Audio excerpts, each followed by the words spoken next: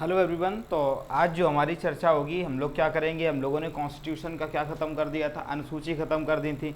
इसके बाद संविधान का निर्माण कैसे हुआ वो भी जान लिया था।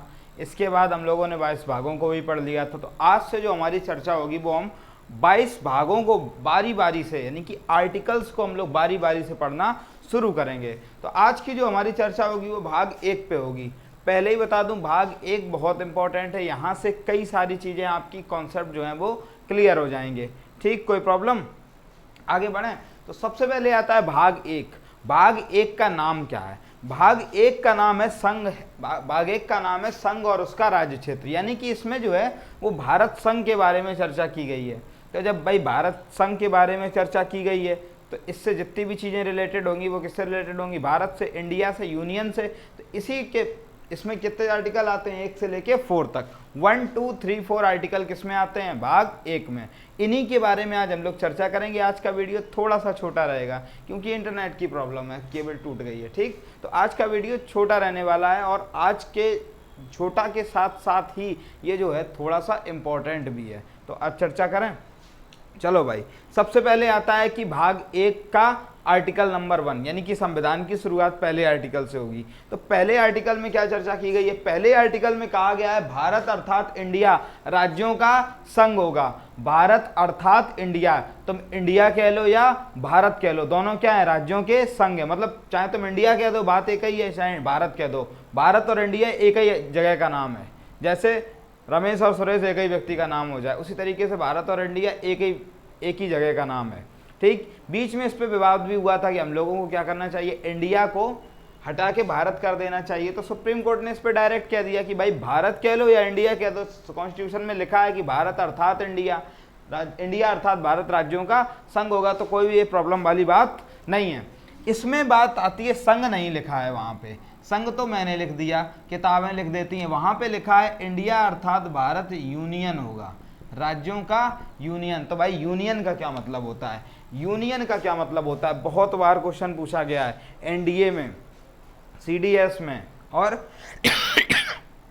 सॉरी आरटी और एसएससी में। क्या क्वेश्चन पूछा गया? देखो भाई, क्वेश्चन पूछा जाता है कि यूनियन का मतलब क्या है। किसका? यूनियन का मतलब क्या है? यानी कि जो पहला आर्टिकल है उसमें जो शब्द लिखा है यूनियन, इंडिया अर्थात भारत राज्यों का यूनियन होगा। इसमें यूनियन शब्द का मतलब क्या है ये अक्सर पूछ देता है। तो भाई यूनियन शब्द का मतलब क्या है देख लो। यूनियन शब्द का मतलब क्या है देख लेना चाहिए हम लोगों को। देखें भाई, यूनियन शब्द में जो चर्चा आती है उसके लिए आपको 3 चीजें पढ़नी पड़ेंगी। तीनों का मतलब होता है संघ। एक होता है फेडरेशन, एक होता है कोफेडरेशन और एक होता है यूनियन। सबसे पहले जान ले फेडरेशन। फेडरेशन क्या होता है, तो उसके बाद जानेंगे यूनियन क्या होता है। फेडरेशन, फेडरेशन का मतलब होता है जहां पर, फेडरेशन का मतलब क्या होता है? जहां पर कई सारे राज्य हैं, कई सारे राज्य हैं। अब वो सब राज्य अपना अपना अलग कानून चलाते हैं। मतलब कई देशों का एक ऐसा समूह है जो कभी भी टूट सकता है। जैसे कई सारी ईंटें आपस में रखी हैं, उनके ऊपर कोई मसाला ना लगाया जाए, उनको किसी मिट्टी के गारे से ना जोड़ा जाए, तो वो क्या है? एक दूसरे के ऊपर रखी हैं। जब मन चाहा हटा लिया, फेंक दिया, फिर यहाँ से हटाया, फिर लगा दिया। ठीक, किसमें? फेडरेशन में। फेडरेशन पर्याप्त बड़ा होता है। जैसे अमेरिका, अमेरिका क्या है? फेडरेशन है। रसिया पहले यूएसएसआर था, वो क्या था? फेडरेशन। मतलब उससे कोई भी देश जब चाहे अलग हो सकता है, उससे कोई भी राज्य जब चाहे अलग हो सकता है। यहाँ के राज्यों की करेंसी भी अलग होती है, यहाँ के राज्यों के कुछ कुछ कानून भी अलग होते हैं और यहाँ के राज्यों की नागरिकता भी होती है, अलग नागरिकता होती है। तो फेडरेशन ऐसा ही एक आता। तो फेडरेशन का मतलब समझ में आया, कभी भी टूट सकता है, कभी भी टूट सकता है। इसके लिए एक साधारण सी परिभाषा दी जाती है, क्या? विनाशी राज्यों का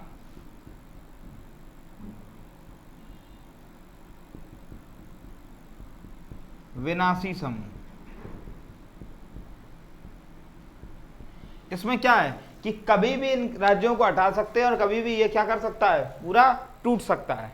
ठीक, कोई दिक्कत? फेडरेशन पूरा टूट सकता है। को फेडरेशन बस फेडरेशन से थोड़ी सी मजबूत चीज है। यहाँ पे कॉन्ट्रैक्ट चलता है कि भाई हम 6 महीने तक के लिए तुमसे अलग नहीं होंगे, 2 साल के लिए अलग नहीं होंगे, 5 साल 50 साल, इस तरीके का इसमें कॉन्ट्रैक्ट चलता है। जबकि इसमें ऐसा कुछ नहीं होता है, इसमें जब चाहो तब अलग हो जाओ, जब चाहो तब जुड़ जाओ। तो कई बार अमेरिका टूटा है, अमेरिका से कई देश अलग होते हैं, फिर उसमें मिल जाते हैं, फिर अलग हो जाते हैं, फिर मिल जाते हैं। तो फेडरेशन का मतलब समझ में आया कि विनाशी राज्यों का विनाशी समूह।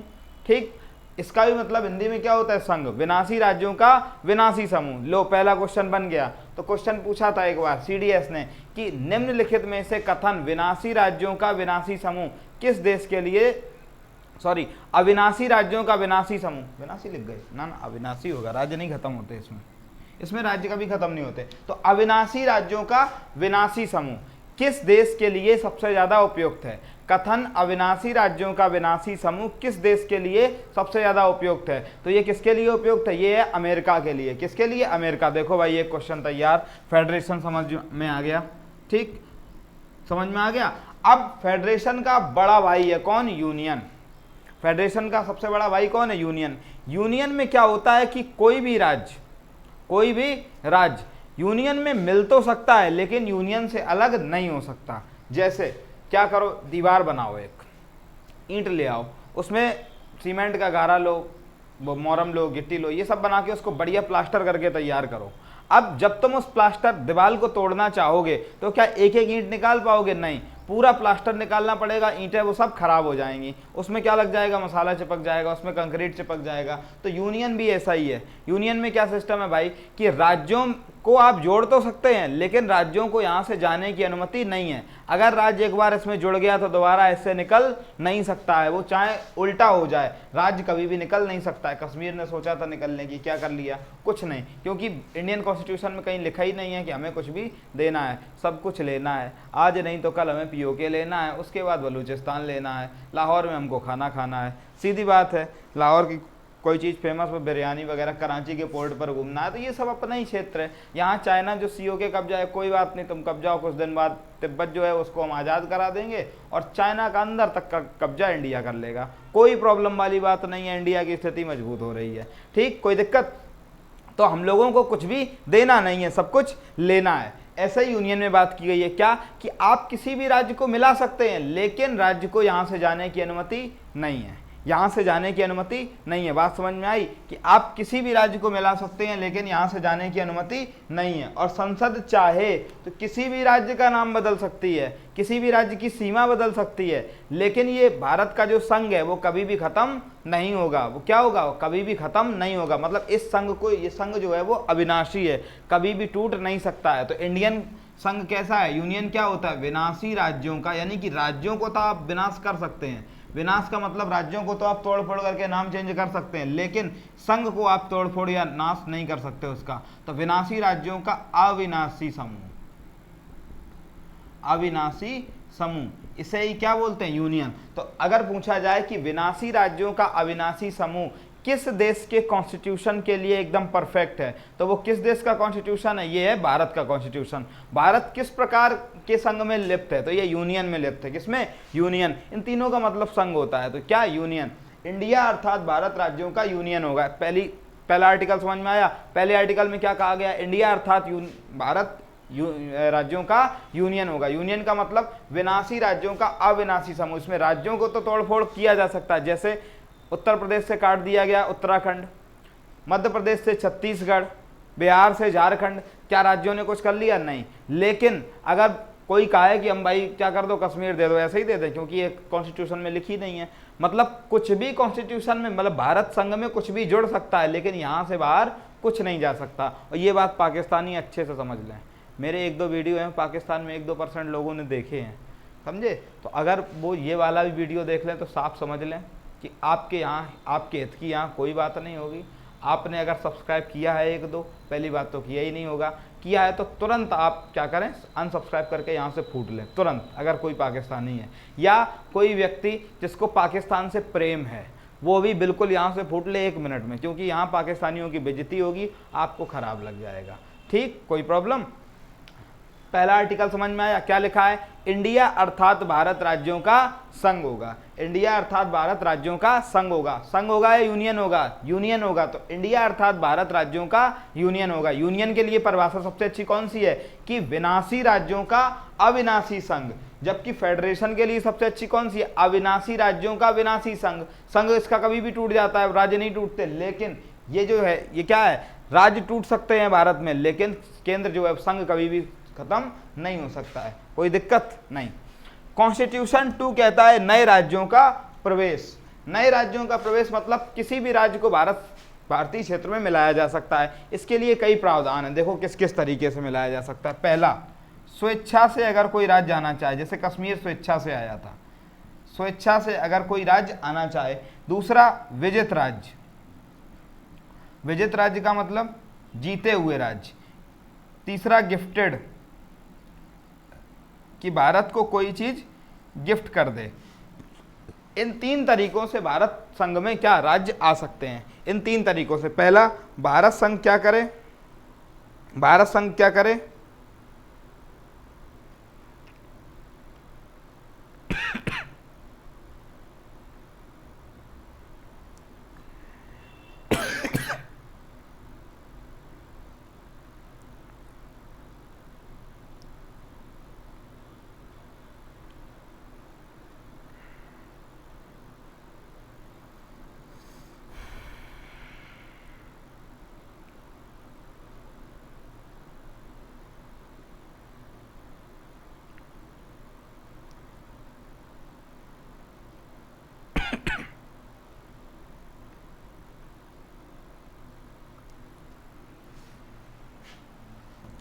देखो क्या होगा, नए राज्यों का प्रवेश। नए राज्यों के प्रवेश का क्या मतलब है भाई, कि अगर कोई राज्य स्वेच्छा से भारत संघ में शामिल होना चाहे तो बिल्कुल संसद उसे साधारण कानून के द्वारा उसको क्या कर सकती है, साधारण बहुमत के द्वारा उसको अपने में मिला सकती है। या भारत सरकार अगर किसी राज्य क्षेत्र को जीत ले तो नए राज्य जो जिस क्षेत्र को जीता है वो भी भारत संघ का ही माना जाएगा। या कोई व्यक्ति, कोई देश भारत को कुछ गिफ्ट कर दे, लेकिन भारत सरकार अपना कुछ गिफ्ट नहीं कर सकती। ये कौन कहता है, पहला, कि भाई यूनियन है, इसको तुम तोड़ नहीं सकते, तुमको कोई दे दे गिफ्ट ले लो, खुद कुछ नहीं देना है। और ये बात बिल्कुल सही है कि खुद कुछ नहीं देना, जो है सब लेते जाओ, बाद में देख लेंगे। ठीक, बात समझ में आई। तो नए राज्यों का प्रवेश भारत में, क्या आपको पता है सिक्किम जो था, सिक्किम ये भारत का हिस्सा नहीं था, सिक्किम एक स्वतंत्र देश था। लेकिन सिक्किम के ऊपर क्या होने लगा, धीरे धीरे चाइनीज आक्रमण के आसार मंडराने लगे। तो सिक्किम के राजा को लगने लगा कि क्या करना चाहिए, हमें भारत संघ में शामिल हो जाना चाहिए 1974 में। लेकिन इनको एक डर था क्या हम भारतवासियों के साथ रह पाएंगे, और रह पाएंगे तो हम कैसे रह पाएंगे, हमें 1 साल कम से कम उनके साथ रह के देख लेना चाहिए, डेमो ले लेना चाहिए। तो भारत से बात करने गए जवाहरलाल नेहरू के पास। तब तो जवाहरलाल नेहरू ने इंदिरा गांधी के पास बताया कि भाई ऐसी ऐसी बात है, हम बताओ आना चाहते हैं, लेकिन हमें डर है कि कहीं हम आपके साथ रह पाएंगे या नहीं, क्योंकि हमारे और आपके कल्चर में काफ़ी अंतर पाया जाता है। कहीं ठीक, तो बात की गई, केंद्र सरकार ने कहा ठीक है, हम आपके लिए क्या करते हैं, आपको एक नया वो करते हैं, आपके लिए एक नया संशोधन करते हैं 1974 का। 1974 के संशोधन में कहा गया, क्या कहा गया, कि जो 1 साल के लिए सिक्किम हमारा सह राज्य रहेगा। क्या रहेगा, सह राज्य, मतलब ये राज्य भी है और हमारा हिस्सा भी है, ये देश भी है और हमारा राज्य भी है, सह राज्य रहेगा। तो 1 साल 1974 से 1975 तक सिक्किम क्या रहा, 1 साल तक भारत का सह राज्य रहा। और 1975 में सिक्किम को भारत का पूर्ण राज्य का दर्जा दे दिया गया। कब, 1975 में। और सिक्किम भारत का कौन सा राज्य बन गया, 22वां। कौन सा राज्य बन गया, 22वां। तो 1975 में सिक्किम को पूर्ण राज्य का दर्जा दे दिया गया।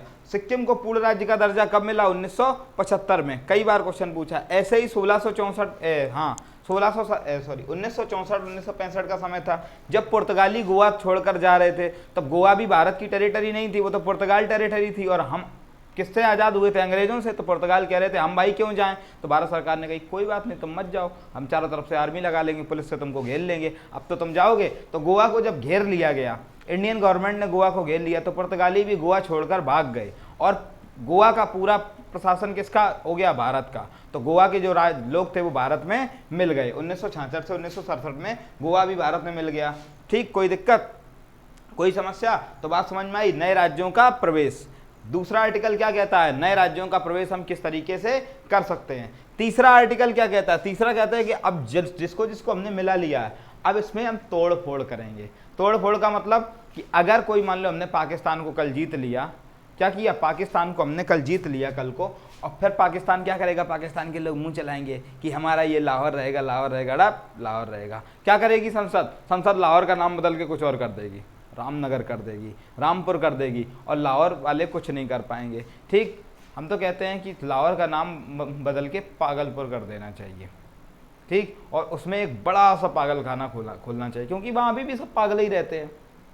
तो एक अगर पागल खाना खोल दिया जाएगा तो भारत के जो 2-4 कुछ % लोग पागल हैं, जो जिन्हें पाकिस्तान बहुत पसंद है, प्रिय है, तो उनको भी वहीं डाल देना चाहिए। ठीक, और जो पाकिस्तान के जो पागल होंगे, जो भारत सरकार में नहीं मिलेंगे, जो फालतू की बातें करेंगे, उनको भी उसी पागल खाने में बंद कर दो। बाकी के सब लोग, जनता समान होती है, पाकिस्तान की जनता भी जानती है, पाकिस्तान में राजनीति बहुत ख़राब है। जनता तो ठीक है, जनता में ज़्यादातर आतंकवादी हैं, खैर अलग बात है, लेकिन काफ़ी हद तक कुछ लोग ऐसे हैं जो ठीक हैं, अपनी जगह पे सही हैं। लेकिन ये जो आतंकवादी हैं, इनके चक्कर में पूरा पाकिस्तान बदनाम है। तो ये जो आतंकवादी हैं, इनके घर वाले आतंकवादी होंगे, इन सबको डाल दो, इनको कहाँ डाल दो, पागल खाने में।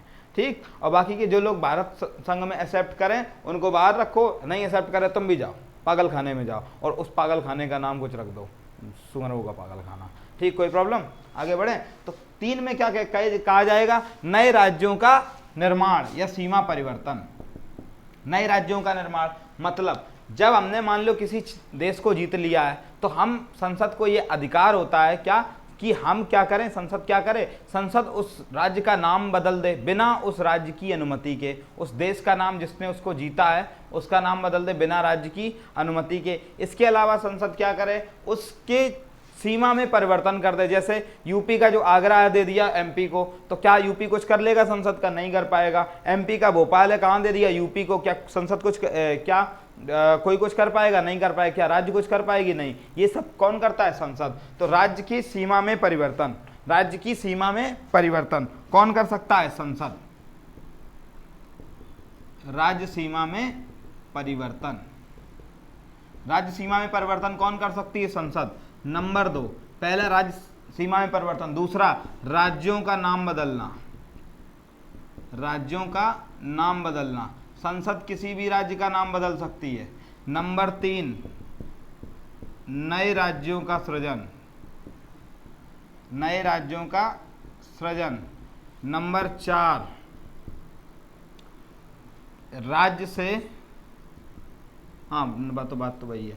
ठीक, कोई प्रॉब्लम। तो संसद क्या कर सकती है, राज्यों की सीमा में परिवर्तन कर सकती है, संसद राज्यों का नाम बदल सकती है, संसद नए राज्यों का सृजन कर सकती है। मतलब इसकी सीमा क्षेत्र से थोड़ा काटा, उसकी से काटा, उसकी से काटा, एक नया राज्य बना दिया। जैसे तेलंगाना को एक नया राज्य बनाया था। इससे पहले किसको, अभी रिसेंटली किसको बनाया था, लद्दाख को नया राज्य बनाया था। किससे, कश्मीर से काट के। तो क्या लद्दाख, क्या कश्मीर के लोगों ने कुछ कर लिया, नहीं, क्योंकि राज्य के पास कोई अधिकार नहीं है इस मामले में। तो संसद जब चाहे तब राज्यों का नाम परिवर्तन करके, राज्यों की सीमा परिवर्तन करके राज्यों का नाम बदल सकती है। और इसमें राज्यों की परमिशन की अनुमति नहीं, मतलब राज्यों की परमिशन की जरूरत नहीं होती है। तो क्या इसमें राज्यों की परमिशन लगती है कि भाई हमें तोड़ो कि ना तोड़ो, तो नहीं, इसमें राज्यों की परमिशन नहीं लगती है। बिना राज्यों के पूछे उनका नाम परिवर्तन कर सकती है, उनकी सीमा बदल सकती है, उनके किसी भी जिले को किसी दूसरे राज्य में दे सकती है, किसी दूसरे जिले के उसमें मिला सकती है, कुछ भी, कोई प्रॉब्लम नहीं। आगे पूछा जाता है कि राष्ट्रपति, तो इसमें राष्ट्रपति की अनुमति की आवश्यकता नहीं है। राष्ट्रपति अनुमति दे ना दें कोई फर्क नहीं संसद को। संसद इस मामले में अपने क्या है, अपना कानून बनाने के लिए स्वतंत्र है। किसमें, नए राज्यों का निर्माण करने में, सृजन करने में और सीमा निर्धारित करने में जो है राष्ट्रपति की अनुमति की जरूरत नहीं होती है। दे दे अच्छी बात है, नहीं दे कोई बात नहीं। तो राष्ट्रपति की अनुमति की जरूरत नहीं है, कोई दिक्कत। आगे बढ़ जाए। और हाँ, एक चीज कि क्या इसमें कौन से बहुमत की जरूरत होती है, तो साधारण बहुमत की। साधारण बहुमत का मतलब अगर वहां पे 10% लोग भी हैं और 10% में से आधे 50% से एक ज़्यादा, अगर 6 लोग कह रहे हैं तो वो काम हो जाएगा। ठीक, बात समझ में आई। 2 और 3, आर्टिकल 4 कहता है कि अनुच्छेद 2 और 3 में बनाई गई विधियां, अनुसूची 1 और 4 का उपबंध। देखो अब हमने क्या किया, यहाँ पे क्या किया था, नए राज्यों का प्रवेश किया था, तो यहाँ पे हमें कुछ कानून बनाने पड़ेंगे। नए राज्यों का जब प्रवेश किया था तो उनका क्या किया था, उनकी सीमा परिवर्तन की होगी, कहीं ना कहीं उनका कुछ नाम बदला होगा, कहीं ना कहीं उनकी क्षेत्र बदला होगा, कुछ क्षेत्र से नया काटा होगा। तो इन दो के लिए जो कानून बनाया, उस कानून को कहाँ पे लिखा गया, अनुच्छेद 4 में, कि भाई अगर किसी को कानून बनाना है तुमको इन दोनों के लिए, तो इन दोनों को उठा के अनुच्छेद 4 में तुम्हें लिखना पड़ेगा, क्योंकि आगे आने वाली पीढ़ी के लिए अनुच्छेद 4 में लिखा होगा कि भाई कब कैसा हुआ। ठीक, तो अनुच्छेद 4 इसी का वर्णन करता है। इसके अलावा भी क्या होता है, अनुसूची 1 में क्या है, राज्यों का नाम, ठीक, और अनुसूची 4 में क्या है, राज्यसभा में प्रशासन। तो इसके बारे में भी इसको इसमें लिखना पड़ेगा, किसमें, अनुच्छेद 4 में। बात समझ में आई। अनुच्छेद 1, इंडिया अर्थात भारत राज्यों का क्या होगा, यूनियन होगा। सबसे पहले किसकी चर्चा है, यूनियन। यूनियन शब्द का मतलब विनाशी राज्यों का अविनाशी समूह। भारत के लिए क्या है, विनाशी राज्यों का अविनाशी समूह, जबकि फेडरेशन का मतलब अविनाशी राज्यों का विनाशी समूह, मतलब राज्य कभी नहीं टूटेंगे, लेकिन केंद्र यानी कि यूनियन, इनका जो फेडरेशन है वो हमेशा कभी भी टूट जाएगा। दूसरा आर्टिकल कहता है नए राज्यों का प्रवेश, कि नए राज्यों को हम भारत संघ में कैसे मिलाएंगे। तो सबसे पहले स्वेच्छा से, अगर कोई राज्य स्वेच्छा से मिलना चाहे तो भारत सरकार, संसद उसे बिल्कुल आराम से मिला सकती है। इसके अलावा जिस भी राज्य क्षेत्र को संसद जीतेगी, भारत जीतेगा, भारतीय सेनाएं जीत के लाएंगी, वो भी किसका होगा, भारतीयों का राज्य माना जाएगा। इसके अलावा कोई अगर गिफ्ट कर दे कोई चीज़, तो भी वो जो भारत सरकार है उसको एक्सेप्ट कर लेगी, और भारत में इसका प्रावधान किया गया है। नंबर 3, नए राज्यों का निर्माण, सीमा परिवर्तन। तो हमने इसमें जो चीज़ मिली थी या जो चीज़ जीती थी या जो चीज़ हमें स्वेच्छा से दी गई थी, उस सबको हम मिलाएंगे और इसमें इनका नाम परिवर्तन करेंगे। राज्य परिवर्तन करने का अधिकार किसको है, संसद को। किसको, संसद को। क्या संसद राज्य से परमिशन लेगी, नहीं लेगी। क्या वो राष्ट्रपति से परमिशन जरूरत है, नहीं है जरूरत। ठीक, क्या संसद क्या करेगी, यहाँ पे राज्य से परमिशन लेगी कि भाई साहब तुम्हें तोड़े कि ना तोड़े, तुम्हारा जिला यहाँ दे कि, कभी नहीं पूछेगी, कोई मतलब नहीं, सीधा उठाएगी, कानून बनाएगी, तोड़ देगी, हटाओ, क्या कर लिया। सन 2000 में तोड़ तो दिया यूपी को, उत्तराखंड बना दिया, क्या कर लिया यूपी ने, कुछ नहीं कर सकी यूपी गवर्नमेंट। इसके बाद रिसेंटली कश्मीर से लद्दाख बना दिया, आंध्र प्रदेश आंध्र प्रदेश से तोड़ के क्या बना दिया, तेलंगाना बना दिया। तो ये सब अधिकार किसके पास है, संसद के पास। किसी भी मतलब इंडिया से रिलेटेड, किस पर, संघ और राज्यों, मतलब संघ और उसके राज्य क्षेत्र से रिलेटेड पर कानून कौन बनाएगा, संसद। किसी भी रिलेटेड विषय पर कानून कौन बनाएगा, संसद। संघ और उसके राज्य क्षेत्र से रिलेटेड कानून पर कौन बनाएगा, संसद। क्या इसमें राज्य की परमिशन की जरूरत है, नहीं है। क्या इसमें राष्ट्रपति की विशेष परमिशन की जरूरत है, नहीं है, कोई प्रॉब्लम।